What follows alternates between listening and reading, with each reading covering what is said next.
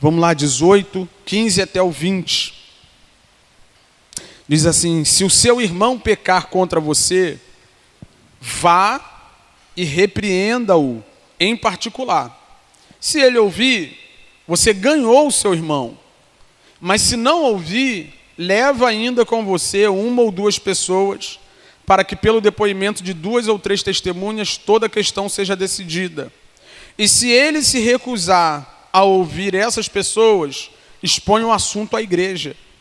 E se ele se recusar a ouvir também a igreja, considere-o como gentil e publicano. Em verdade lhes digo que tudo o que ligarem na terra terá sido ligado nos céus, e tudo o que desligarem na terra terá sido desligado nos céus. Em verdade também lhes digo, se 2 de vocês sobre a terra concordarem a respeito de qualquer coisa que vierem a pedir, isso lhes será concedido por meu Pai que está nos céus. Porque onde estiverem 2 ou 3 reunidos em meu nome, ali estou no meio deles. Pai, é a tua santa palavra, Senhor. E nós te pedimos que o Senhor nos ilumine pelo seu Santo Espírito, a fim de que ela não seja só informação, a fim de que o texto não seja para nós apenas um registro de acontecimentos passados, mas que seja profunda a revelação da sua vontade para cada um de nós. Que hoje tenhamos aqui uma experiência poderosa, Senhor, transformadora com a palavra, a fim de que nós saiamos daqui mais parecidos com o seu Filho e te glorifiquemos, sejamos edificados e te glorifiquemos, sejamos aperfeiçoados e te glorifiquemos. Que o Senhor nos abençoe hoje pela exposição de sua palavra, para louvor da glória do nome do seu Filho, e é em nome dele que nós choramos. Amém. Desde o início do capítulo 18, nós estamos falando aqui sobre o momento em que Jesus começa a instruir os seus discípulos acerca de como deveria ser a comunidade da fé. A palavra igreja até aparece no texto que nós lemos aqui, mas a gente precisa pensar que isso ainda era embrionário. A ideia de igreja neotestamentária, do jeito que a gente conhece hoje, inclusive, né, ainda não está ali em voga, ainda não está na cabeça de Jesus, mas Jesus sabe que chamou um povo para se tornar o povo dele. E ainda que esse povo chamado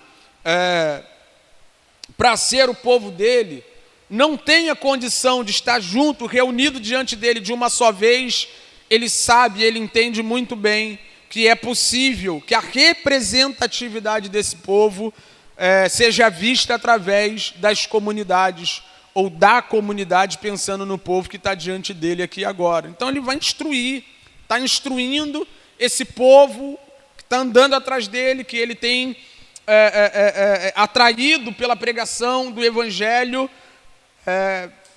a entenderem o que é a comunidade da fé, a comunidade dos salvos, a comunidade do povo de Cristo Jesus. Nós vimos lá no início que ele caracteriza o componente da comunidade da fé, e ele diz que na comunidade da fé não cabe nenhum arrogante. Que para que nós façamos parte dessa comunidade, nós devemos ser humildes e submissos, sujeitos como uma criança. Vimos também que no contexto de comunidade, não cabe que eu me faça um tropeço para você e nem seja um tropeço para mim mesmo. Pelo contrário, ao invés de me tornar um tropeço para o meu irmão, o que nós devemos juntos, como crianças, diante do seu pai, nos sujeitarmos ao Senhor. Além disso, quando em algum momento, um desses pequeninos, um desses discípulos que fazem parte da comunidade da fé, por algum motivo, venha se desgarrar, venha se afastar da comunidade propriamente dito, como nós vimos na semana passada com o nosso irmão Alex, é do interesse do próprio pastor da comunidade, do sumo pastor da comunidade, que essa pessoa seja alcançada. Que nós nos interessemos pelo retorno dela, da ovelha desgarrada. Ele se importa com todos os seus pequeninos, com todos aqueles que ele salvou e colocou na comunidade da fé. Então ele se importa com isso, a ponto de uma ovelhinha sequer ser tida como importante, a gente precisa valorizar. Vimos aqui muito bem com o Alex, né, na semana passada, a ideia de nós pensarmos no outro em todo o tempo, valorizarmos o outro em todo o tempo, cuidarmos do outro em todo o tempo, servirmos o outro em todo o tempo, nos importarmos com o outro em todo o tempo. A ovelhinha salva o pequenino, a criança diante de seu pai, que carece do auxílio e da ajuda de seus outros irmãos. É o que a gente viu aqui na semana passada, então que nós possamos ter isso de maneira muito clara na comunidade da fé. Todo mundo importa, e o próprio pai, o pai de todos nós, o próprio pastor, o pastor de todos nós se interessa por isso. Hoje, nós vamos ver um outro aspecto dos relacionamentos entre nós. Na verdade, vamos começar a ver um aspecto um pouco mais delicado ou negativo até dos relacionamentos entre os membros da comunidade da fé. Na semana que vem, a gente vai falar um pouco mais sobre perdão, um pouco mais de suportarmos, né, as ofensas dos outros. Mas a introdução é maravilhosa. Quem passou comigo lá no discipulado para novos membros, me viu falar em algum momento sobre disciplina eclesiástica ou disciplina na igreja. Você viu eu falar sobre isso. E lembra muito bem que apesar de Deus amar a sua comunidade, os seus pequeninos, as suas ovelhinhas, Ele não quer que isso aqui vire uma bagunça. Ele está tão interessado na ovelhinha que se afasta, que se perde, na assistência a essa ovelhinha que pode, por algum motivo, se afastar da comunidade. Ele está tão interessado nisso, como também está interessado na manutenção da saúde da comunidade como um todo. Ele se importa com o individual, com a ovelha que se perde, mas ele também se importa com o coletivo. Ele se importa com aquele que se vai, que fica longe, ou que está até entre nós, mas não está vivendo de maneira adequada, que não está vivendo de maneira correta, no sentido de não estar desfrutando da qualidade de vida da comunidade, mas ele também se importa com o todo. Ele nunca vai pensar em um em detrimento aos outros, como também não vai pensar em todos em detrimento a uma pessoa só. E isso é um complemento, sabe? É o contraponto. Na semana passada falamos do outro individual, da ovelhinha que se perde, falamos daquele que muitas vezes se encontra num estado de fragilidade, e Deus se importa com isso. Hoje eu estou falando de todos vocês. Hoje nós vamos falar da comunidade como um todo. Eu converso com algumas pessoas em paralelo, já tive muitas crises pastorais, né? E desde que eu comecei no ministério pastoral, uma coisa me acompanha. Recebi esse conselho, li isso num livro, e é a maior verdade do ministério pastoral. Eu nunca posso individualizar questões na igreja. Eu não posso pegar um problema do Júnior e tratar como pessoal, por exemplo, se isso for ferir a comunidade como um todo, trazer um problema para a comunidade. Eu não posso pegar uma questão do Renan e trazer para o pessoal, porque para o pessoal eu tenho um jeito de tratar e uma forma melhor de tratar, uma vez que isso seja um problema para a comunidade como um todo. Então é nesses contextos, né, que no ministério pastoral você engole alguns sapos, você tem que esperar no Senhor, tu queria ir lá quebrar o pau, arrumar logo uma confusão, mas você tem que se sujeitar àquele que cuida da igreja como um todo, preservando a igreja como um todo. Então é isso que a gente vai ver aqui, a maneira como nós devemos nos relacionar com os nossos irmãos na fé. E o tema central desse texto aqui é reconciliação. Disciplina eclesiástica para reconciliação. Disciplina na igreja para reconciliação. É o que o texto fala para nós. Mas antes de ir para o texto propriamente dito, deixa eu falar duas coisas aqui. Duas, muito importantes para compreendermos o que está no texto. Primeira, apesar de nós termos sido salvos por Cristo Jesus, redimidos por Cristo Jesus, libertos do poder do pecado, libertos da culpa do pecado, nós ainda não fomos libertos da presença do pecado. Isso só vai se dar naquele grande dia, quando isso que é corruptível se revestir de incorruptibilidade, isso que é mortal se revestir de imortalidade. Enquanto nós estamos aqui, você é liberto do poder do pecado, você é liberto da culpa e da condenação do pecado, mas você não é liberto da presença do pecado. E por isso, nós vamos estar em constante guerra contra as nossas inclinações para o mal. Só tem pecador no nosso meio. A gente precisa entender que a comunidade da fé é composta por pessoas que foram salvas em Cristo Jesus, redimidas por Cristo Jesus, mas ainda estão num processo de aperfeiçoamento. Eu vou errar com você e você vai errar comigo. É assim. Todos nós vamos falhar, todos nós vamos pecar, e isso não é algo incomum, não é uma anomalia da comunidade da fé, isso é a realidade dela. E aí tem um monte de gente, né, que diz assim, não quero mais saber de igreja não, porque lá só tem gente ruim, pecador, hipócrita, né? Esse dia eu estava conversando com um, eu falei assim, você era pecador também? Ou enquanto estava na igreja não errou com ninguém? Não, eu errei também, mas então chega. Né? É isso, só tem isso aqui no nosso meio. Pecadores, pessoas que vão errar contra pessoas, enquanto a gente não entender isso, a gente vai ficar estranhando toda vez que algum problema acontece. Beleza? Primeira coisa. Segunda coisa para a gente entender muito bem, é que o pecado não é um problema em si, porque todos nós somos pecadores. A grande questão é como nós lidamos com o pecado no nosso meio.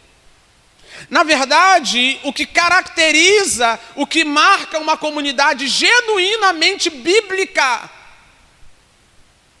é a manutenção da disciplina no meio do seu grupo.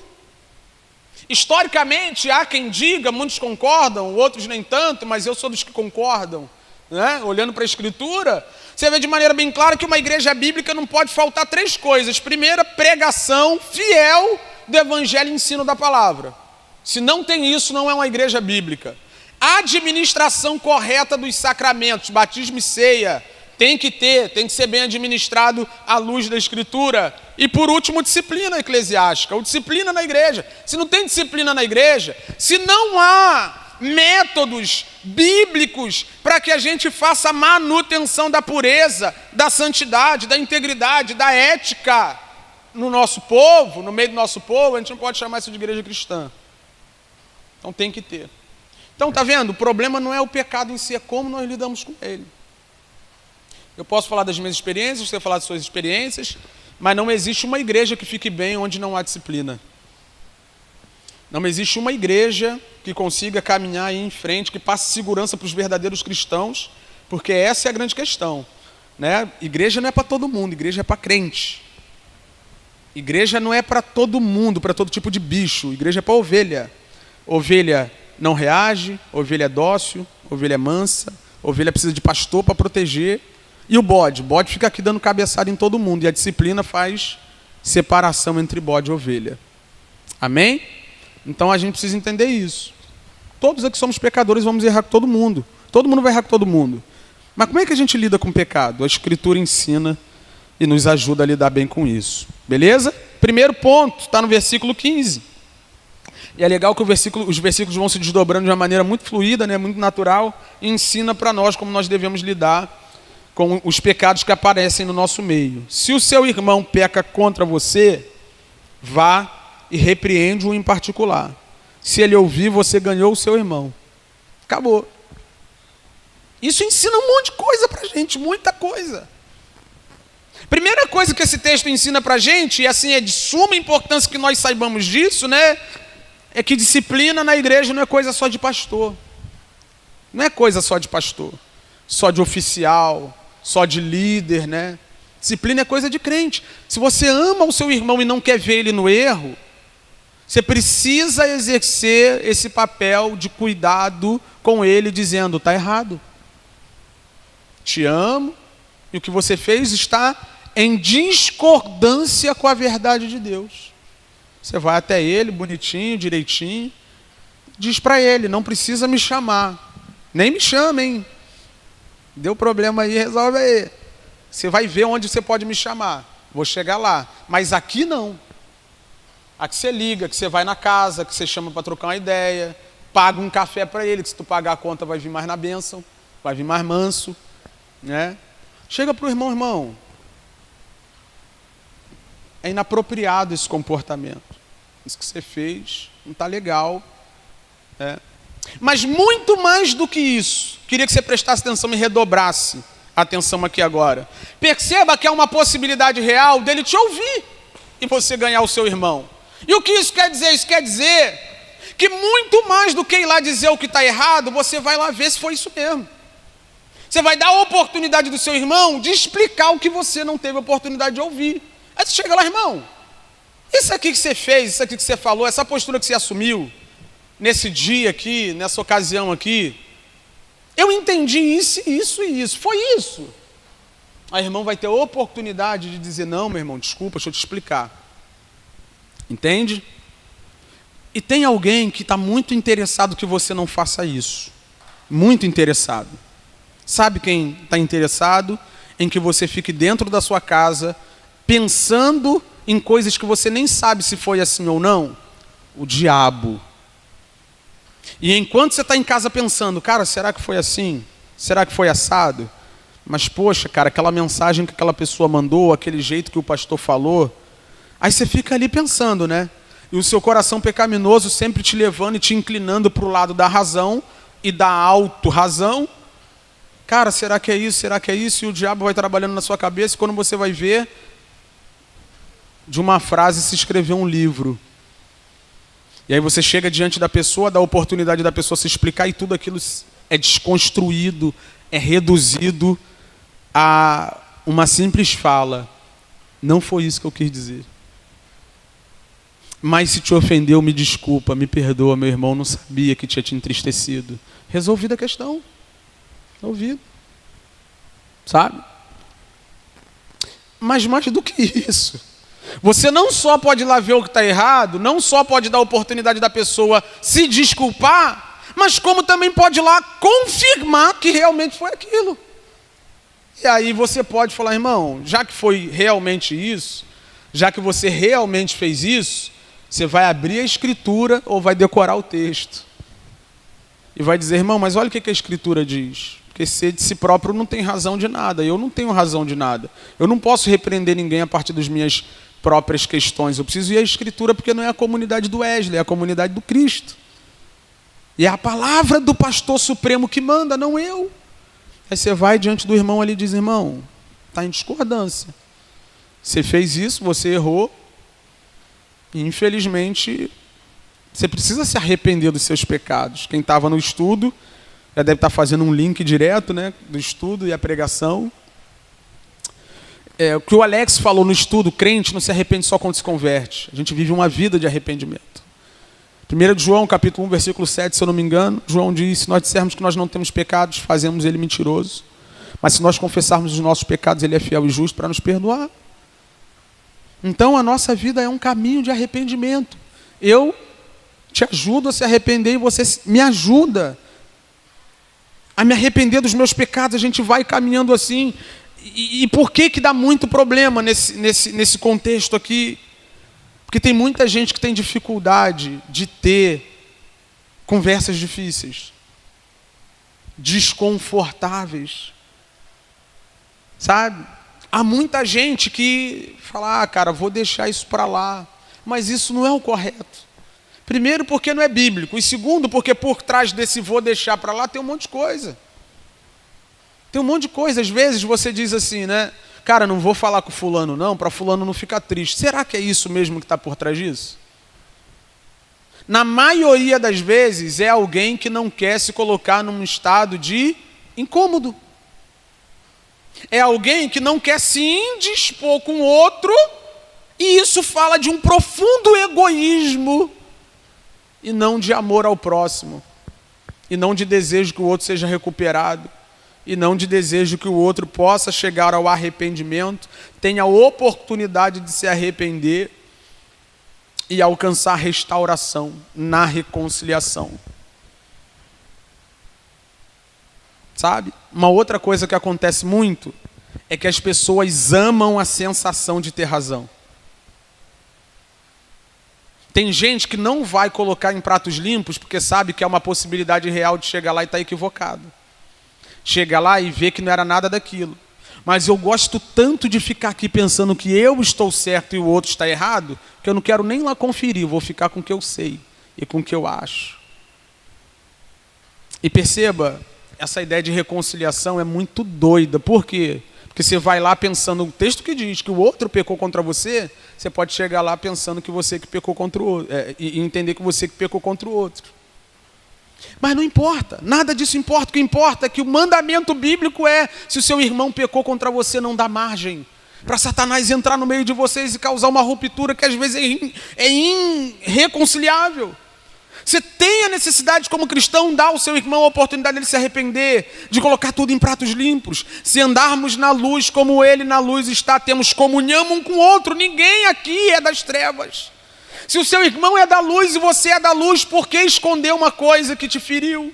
Por que não dizer abertamente que o que ele fez não foi legal? Então a gente olha para o texto e a gente precisa entender que há uma necessidade real de tomar uma iniciativa. Está no texto. Se o seu irmão pecar contra você, vá. Porque acho que naquela época não tinha nem WhatsApp, né? Mas de repente o texto diria, manda uma mensagem, marca um café e resolve isso aí.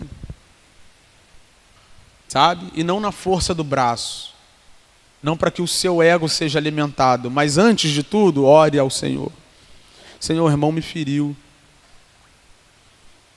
O que o irmão fez para mim não foi legal. Meu coração está ferido, está amargurado. Tem misericórdia de mim e dele. Ora ao Senhor. Ora ao Senhor. E com muita humildade chega lá para resolver a questão e promover reconciliação. Não para sair com a razão. É assim que nós fazemos o caminho da reconciliação no meio do povo de Deus. Mas se não ouvir, leva ainda com você uma ou duas pessoas, para que pelo depoimento de duas ou três testemunhas, toda a questão seja decidida. Isso aqui é muito legal, irmãos. Isso aqui é um princípio do Antigo Testamento, onde duas ou três testemunhas às vezes eram invocadas ali para confirmar uma questão. E Jesus está se valendo disso para nos ensinar que pode ser que entre você e o seu irmão a coisa não se resolva. Mas a gente não está num contexto comunitário. Os interesses de todos nós não são interesses comuns. Todo mundo aqui não quer o bem da comunidade, então você pode envolver pessoa. Pode não.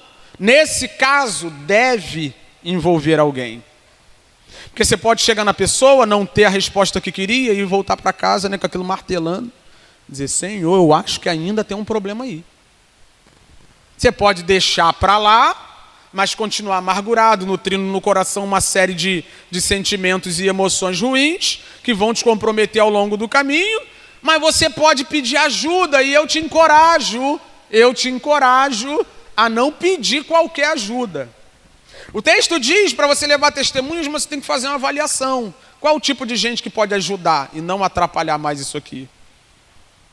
Qual é o tipo de gente que vai estar dentro desse contexto como agentes de restauração e reconciliação e não de tumulto? Geralmente as pessoas mais maduras da igreja, liderança, oficiais, presbitério, essas pessoas é bom de envolver, mas pode ser que você tenha alguém, uma referência na igreja, uma pessoa que não é nada disso, mas é um crente que é imparcial. Sabe? Que não vai chegar lá e não vai ficar do teu lado. Não chama amigo assim não é muito bom. Chega lá, o amigo vai ficar olhando, vai querer advogar a sua causa. Chama alguém imparcial, uma pessoa que tem a capacidade de ser justa e honesta na avaliação. E aí quando a pessoa chega lá, ela pode se surpreender com o que vai ouvir e dizer, não foi bem isso que você me disse. Está vendo como é que a gente está falando de uma questão extremamente delicada, mas que nos leva para um lugar de aperfeiçoamento, de mudança de vida e transformação no mais íntimo do nosso ser? O texto está dizendo para a gente pegar pessoas que podem nos ajudar a fim de que a questão está lá no texto, decidida. Não é para espalhar para todo mundo, não é para que todo mundo fique sabendo, não é para que daqui a pouco toda a igreja a gente vai chegar daqui a pouco, mas ainda não é toda a igreja. É um grupo seleto de pessoas que têm uma capacidade não só espiritual, não só intelectual, mas moral, de te ajudar a resolver a questão com seu irmão. E tudo isso com muito amor, com muito carinho, visando a restauração. Põe para a gente, por gentileza, Rodrigo, Gálatas 6, 1 ao 3. Na verdade, vamos até o 5, mas vamos ao 3 primeiro, de 1 ao 3. Aqui, ó. Irmãos, se alguém for surpreendido em alguma falta, se alguém demole, é o que o texto está dizendo, se alguém demole, vocês que são espirituais, isso aqui é lindo, maravilhoso, porque o texto bíblico chama de espiritual gente que vai restaurar a pessoa com espírito de brandura. Irmão, o conceito de espiritualidade bíblico é muito distinto do conceito de espiritualidade de muita gente. Na cabeça de muita gente, espiritual é aquela pessoa que consegue demonstrar de alguma forma que tem poder do Espírito, que se move nos dons do Espírito, que é usado muito por Deus e tudo mais, e a Bíblia não coloca dessa forma. Tem muita gente que é usado, mas é carnal. Vide a igreja de Corinto. Mas os espirituais se manifestam nessas horas, é o momento em que você entra numa causa para, ao invés de tumultuar mais, causar mais problema, restaurar com espírito de brandura. Então aqui está o perfil de alguém que você pode chamar alguém espiritual, que vai causar restauração a essa pessoa com espírito de brandura, tá vendo? Sem altivez, sem grito, sem briga, sem reivindicação de razão, torno a dizer, ninguém tem razão.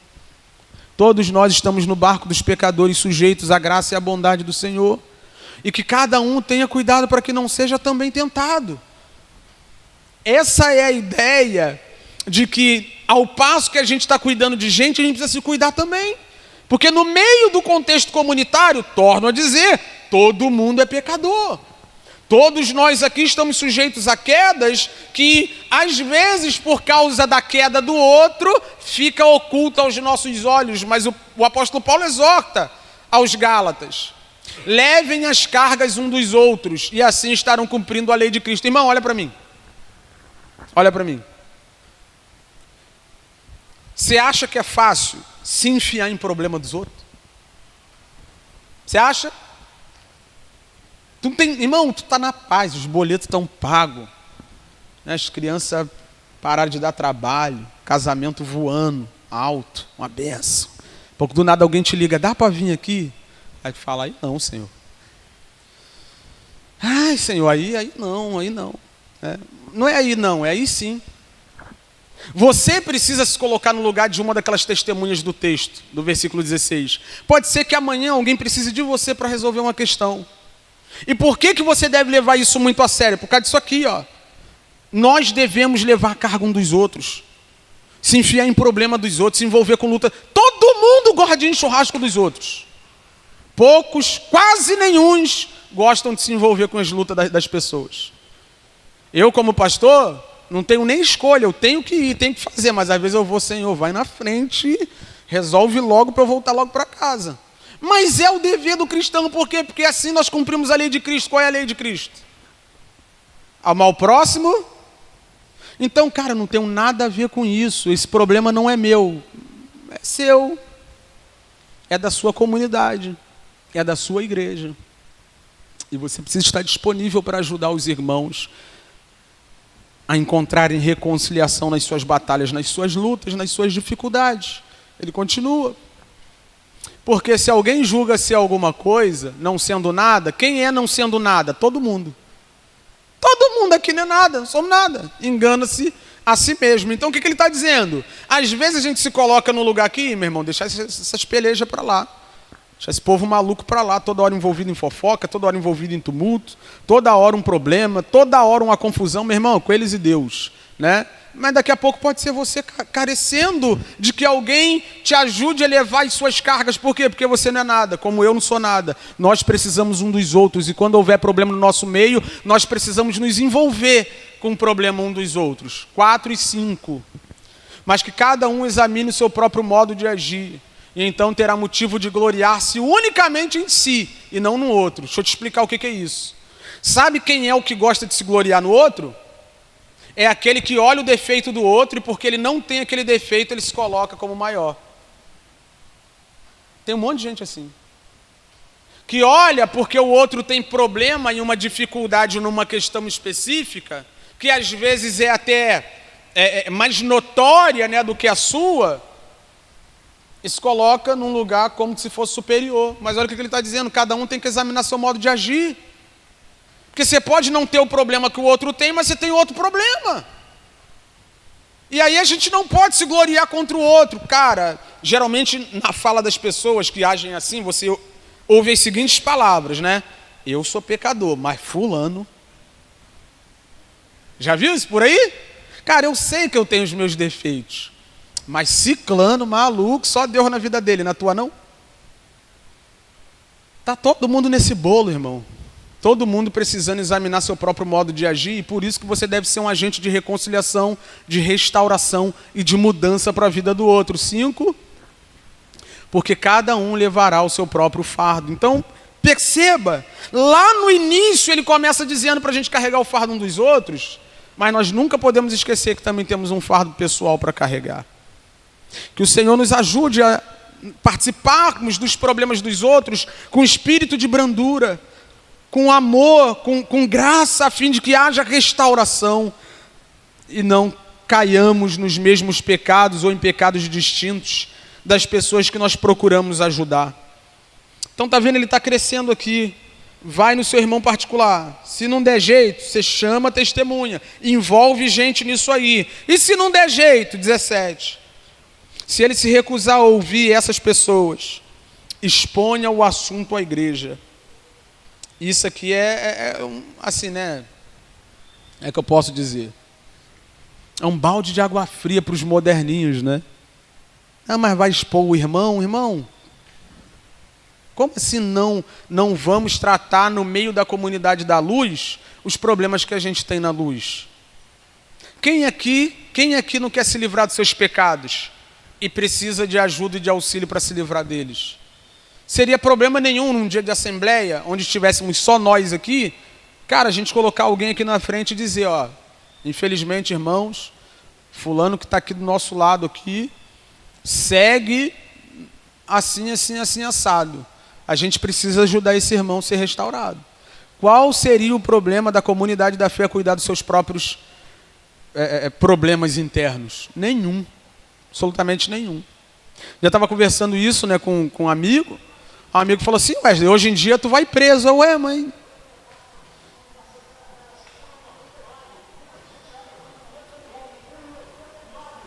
Mas para você que leu o estatuto da igreja, você sabe que aqui a gente não vai fazer isso em momento nenhum.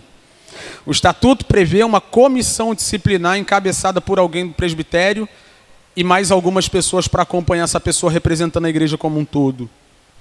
Na assembleia a gente indica, fulano está em processo disciplinar e a comissão formada por ciclano, bertano vai acompanhar de maneira representativa, né? A gente não vai aqui ficar falando quem deu facada em ninguém, quem deixou de fazer. Mas vai ficar bem claro que essa pessoa já teve uma conversa pessoal, individual, que essa pessoa já teve testemunhas e assim ela insiste nos seus problemas.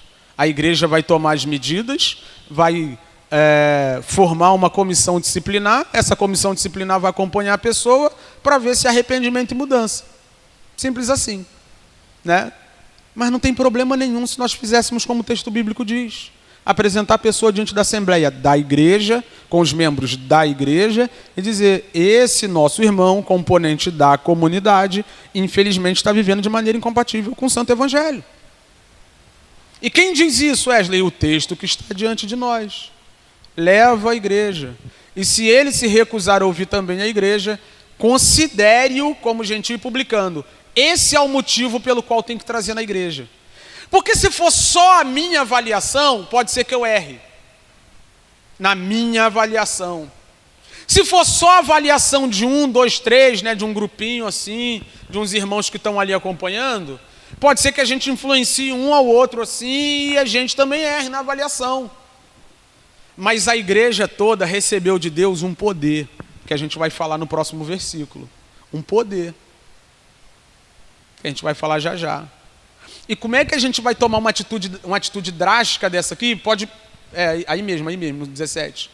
Atitude drástica aqui, considerar a pessoa gentil e publicano, se nós não tomarmos todas as precauções cabíveis para isso. E o que é considerar gentil e publicano? Jesus está falando para um povo judeu. E o povo judeu, na linguagem deles, entendiam que o gentil e o publicano era alguém que era fora da aliança, fora da comunidade. Jesus está dizendo, se essa pessoa resistir à voz da comunidade, à voz da igreja, é porque essa pessoa não faz parte da igreja. Está de fora da comunidade. E esse é o texto da excomunhão. Esse é o texto que dá, não só esse, né? Tem vários. Mas esse aqui é um clássico que mostra pra gente que igreja é lugar de crente. Pelos frutos a gente conhece a árvore. Pela atitude, pelo estilo de vida, pela maneira como a pessoa se comporta. Tem uma história de Martin Lloyd Jones, não lembro, vou contar assim mais ou menos por alto. Mas acho que é a primeira igreja que Martin Lloyd Jones pastoreou. Ele chegou na igreja, fez uma entrevista pessoal, membro por membro, todo mundo junto com ele sentava numa mesa e começava a fazer um monte de pergunta. E no final, diz a história, o testemunho sobre a experiência pastoral dele, que ele desligou 60% da membresia. Imagina os pastores contemporâneos que só visam números, pensando em igreja lotada, chegar numa igreja e falar, tu é crente, tu não é crente, tu é crente, tu não é crente, vai para a esquerda, vai para a direita. Eu não estou falando de que nós temos a capacidade de olhar para o coração das pessoas.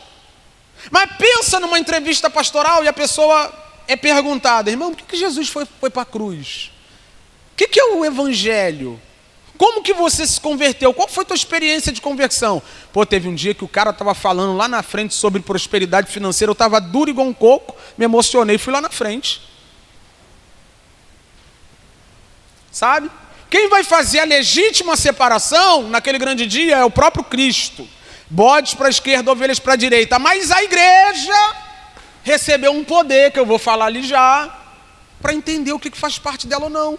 E quando fica claro, a partir de quê? A partir de um processo longo de tentativa de recuperação e reconciliação. Primeiro pessoalmente, depois com testemunhas, depois na frente da igreja. Se essa pessoa não muda, se ela chega diante de nós e fala assim, meus irmãos, amo vocês, mas não estou nem aí para a opinião de vocês.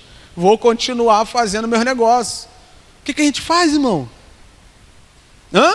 Vou deixar no nosso meio aqui, como pastor da igreja, representante do presbitério, uma pessoa que mente, pessoa que pega dinheiro emprestado com os irmãos e não paga, uma pessoa que vive enfiada em fofoca, todos os problemas da igreja a pessoa está enfiada. Imagina uma calúnia contra um homem honrado, chefe de família.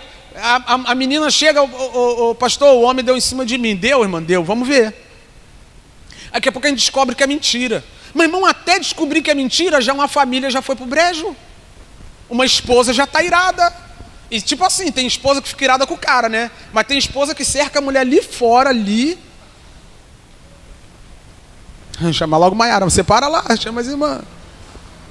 Brincadeiras à parte, o que eu estou querendo dizer é que um bode no nosso meio traz problema. E a gente precisa entender isso. E olha o que o versículo 18 diz para a gente começar a encerrar. Em verdade lhes digo que tudo que ligarem na terra terá sido ligado nos céus. E tudo que desligarem na terra terá sido desligado nos céus. Aqui está o poder da igreja. O poder que eu estava falando. Que poder é esse? Discernimento. Deus deu à igreja. Não só a Escritura, mas o próprio Espírito de Deus, que nos dá a capacidade de fazer uma avaliação daquilo que está diante de nós, e a fim de que nós possamos julgar o que é, o que não é. Claro que a gente pode errar, mas é por isso que ele manda envolver a igreja. Porque eu posso errar, beleza? Eu e o Alex, nós podemos errar, beleza. Mas todo mundo aqui está errado.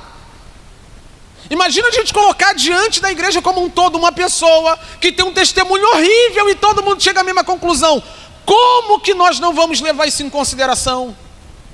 Então a igreja, como corpo de Cristo, recebeu a capacidade de discernir o que está diante de si e chegar a conclusões acerca dessas questões. E tem, não só aqui, mas até o fim do texto, né, tem algumas palavras de encorajamento aqui. É muito difícil fazer o que eu estou falando, lidar com a disciplina necessária na igreja. Mas olha o que Jesus está dizendo. Que vocês ligarem aí como igreja, eu ligo aqui também. Assinou aí da maneira correta, desde que a disciplina seja administrada da maneira correta. Assinou aí, eu assino aqui. Por quê? Porque Jesus não formou a igreja e foi embora para o céu. Apocalipse diz que ele passeia no meio da igreja. Paulo diz que ele é o cabeça da igreja, que ele governa seu povo, governa seu corpo. E a gente não está aqui sozinho, abandonado, desamparado não, irmão. Nós estamos trabalhando para ele, para o reino dele, e ele é o cabeça disso tudo. Ele é quem usa a igreja para manter a pureza no meio dela, para edificar ela própria. Ele é quem cuida do seu corpo, a fim de que o seu corpo não seja depredado. E ele está dizendo, se vocês chegarem a essa conclusão, fazendo tudo do jeito que eu mandei, eu assino aqui em cima. Eu dei a vocês capacidade de discernir. Né? E está vendo? Esse texto não está falando daquele negócio, como é que é? Oração de concordância, né? Liga aqui embaixo que Deus liga ali em cima. Pô, já liguei tanto dinheiro, irmão, chegou nada. Nada. Estou ligando umas paradas aqui embaixo, aqui. Mas não está chegando não. Por quê? Porque João diz que quando nós pedirmos em nome de Jesus aquilo que é da vontade de Deus, nós seremos atendidos. Então não tem, isso aqui não é mágica, não é oração de concordância. Ainda tem mais no texto, o texto vai falar disso de novo, né? Mas se eu concordar aqui embaixo com meu irmão, lá em cima Deus bate o martelo na minha causa. Cara injusto, sabe? Comprou, não pagou, fez um monte de bobagem, vai ficar orando para Deus comprar o negócio dele, né? Não é isso que o texto está dizendo. O texto está falando da capacidade de discernimento da igreja. Igreja que não tem discernimento vai misturar bode com ovelha.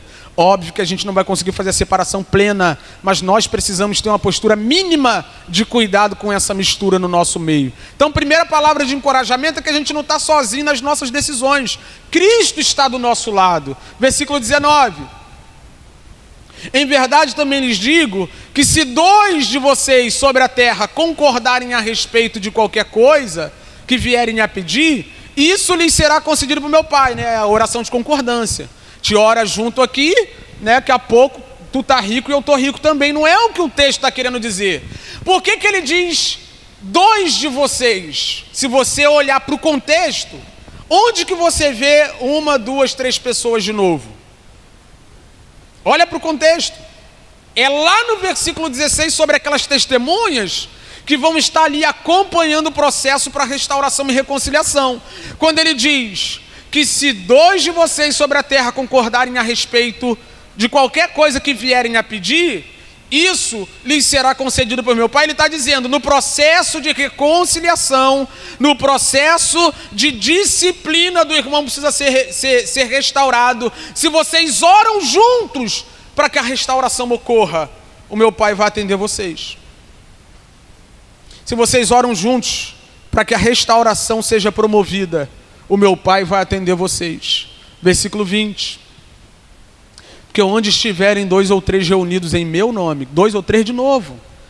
Eu sei que muita gente leva para o lado da comunidade. Muita gente leva para o lado da comunidade. Olha para mim.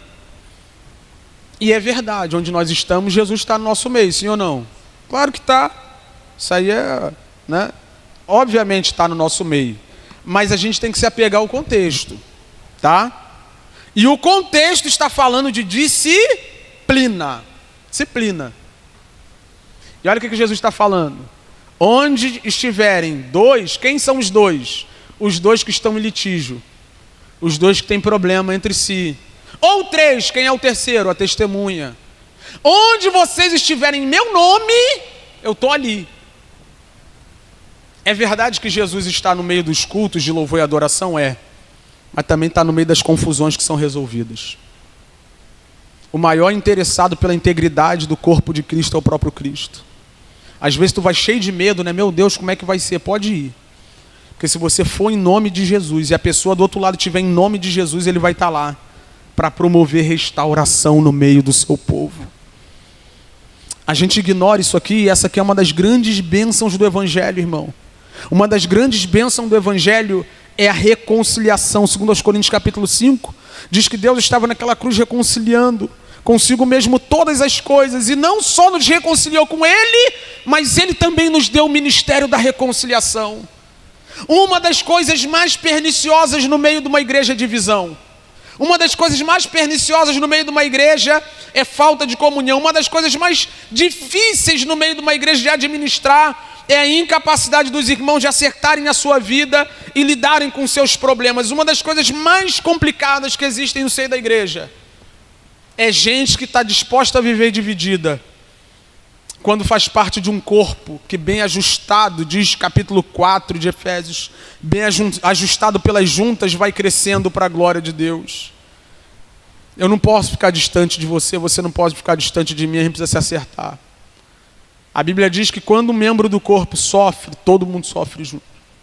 Que quando um membro do corpo se alegra, todo mundo deve se alegrar.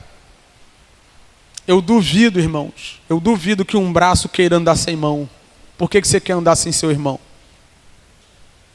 Eu duvido que uma canela queira andar sem pé. Por que você vive a sua vida numa indiferença terrível ao irmão que pisou no seu calo? Não é assim. Não é assim. Mas para concluir algo aqui, eu preciso dizer isso. E a parte mais dura, de tudo que eu vou falar, a parte mais dura é essa. Mais dura é essa. Eu ia aplicar, mas deixei para o final para a gente concluir assim. Alex pregou na semana passada falando que a gente precisa ir atrás da ovelha perdida, é verdade. Mas esse texto diz que também a gente não pode ultrapassar os limites que o próprio Deus colocou. Tenta uma vez, tenta outra vez, tenta outra vez, tenta outra vez. Daqui a pouco você está jogando pérola aos porcos e as coisas santas aos cães. Eu quero todo mundo aqui no Senhor, todo mundo no Senhor. Mas a que preço? A que preço? Tem gente que despreza o corpo de Cristo, desvaloriza o corpo de Cristo. Que está no nosso meio, não é dos nossos, e está pouco se lixando para o que está acontecendo aqui. Irmão, as minhas lágrimas, de modo algum, são lágrimas fingidas. Porque em todo tempo, você e eu, nós somos tentados a ficar de pé para o alto, em casa num domingo desse pela manhã, e viver a nossa própria vida. Mas nós somos atraídos para isso aqui porque a gente entende a grandeza da igreja, da comunidade da fé, dos irmãos, do corpo de Cristo, da igreja militante. A gente entende a grandeza e a beleza disso aqui. A gente entende o quão precioso é ter irmãos na fé. A gente entende. Mas tem gente que despreza isso. Tem gente que quer destruir a unidade da igreja. Tem gente que está no nosso meio que prefere ter razão do que engolir um sapo pelo bem da comunidade.